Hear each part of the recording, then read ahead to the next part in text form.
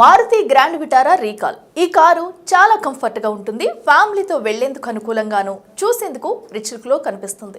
అయితే ఈ grand Vitara కొనుగోలు చేసిన కస్టమర్స్ కు షాక్ ఇచ్చింది సంస్థ. 100 కాదు 1000 కాదు ఏకంగా 39,506 విటారా కార్లను రీకాల్ చేసేందుకు సిద్ధమైంది. అసలు ఈ కార్లను రీకాల్ చేయడం అంటే ఏంటి?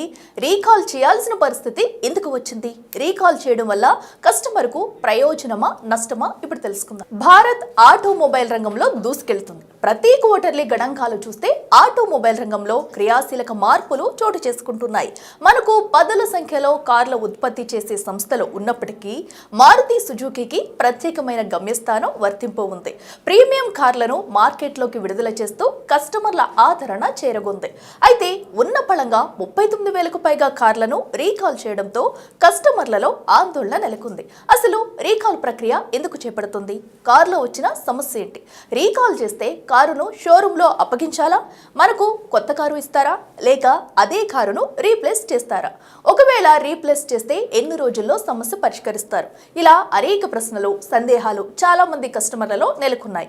వీటన్నిటికీ చెక్ పెడుతూ మారుతి సుజుకీ సంస్థ కీలక ప్రకటన వెలువరించింది. సాధారణంగా కారు ఉత్పత్తి చేసేటప్పుడు 1కి 10 సార్లు అనేక పరీక్షలు నిర్వహిస్తారు.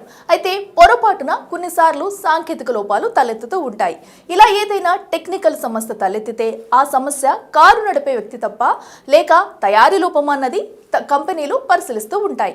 అలా పరిశీలించే క్రమంలో సమస్యను గుర్తించి దానిని అధిగమించేందుకు ప్రయత్నం చేస్తుంది కంపెనీ. ఈ సందర్భంగా రీకాల్కు పిలుపునిస్తుంది. 2024 డిసెంబర్ 9 నుంచి 2025 ఏప్రిల్ 29 మధ్య తయారు చేసిన గ్రాండ్ విటారా ఎన్యూవీ మోడల్ కారులో ఫ్యూయల్ గేజ్ ను చూపించే సిస్టంలో కొన్ని లోపాలు గమనించినట్లు మారుతి సుజుకీ ఇండియా లిమిటెడ్ తెలిపింది. ఈ విషయాన్ని రెగ్యులేటరీ ఫైలింగ్ లో పేర్కొంది. కంపెనీ చెప్పిన వివరాల ప్రకారం స్పీడోమీటర్, అసెంబ్లీలో ఉన్న ఫ్యూయల్ లెవెల్ ఇండికేటర్, అలాగే వార్నింగ్ లైట్ కొన్నిసార్లు ఫ్యూయల్ వాస్తవ స్థితిని సరిగ్గా చూపించలేకపోతున్నట్లు గుర్తించింది. దీంతో ట్యాంక్ లో మిగిలిపోయిన ఫ్యూయల్ గురించి డ్రైవర్ కు సరైన అవగాహన ఉండటం లేదు. అందుకే వాటిని రీకాల్ చేయాలని భావించింది.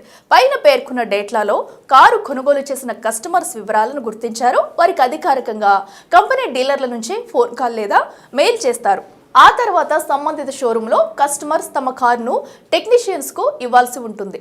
వర్క్ షాప్ లో కారును క్షుణ్ణంగా పరిశీలించి అందులో ఉన్న సాంకేతిక లోపాలను సరిచూస్తారు. అయితే ఇక్కడ మనం గమనించాల్సిన విషయం ఏంటంటే, కారు సర్వీస్కి ఇచ్చిన విధంగానే షోరూమ్ వాళ్లకు మన వాహనాన్ని అప్పగించాల్సి ఉంటుంది.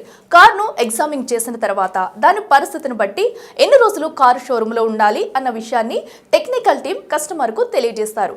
అయితే 39,000 యూనిట్లకు పైగా కార్లను రీకాల్ చేయాలని, లోపాలను సరిచేయాలని కంపెనీ నిర్ణయించినట్లు సమాచారం.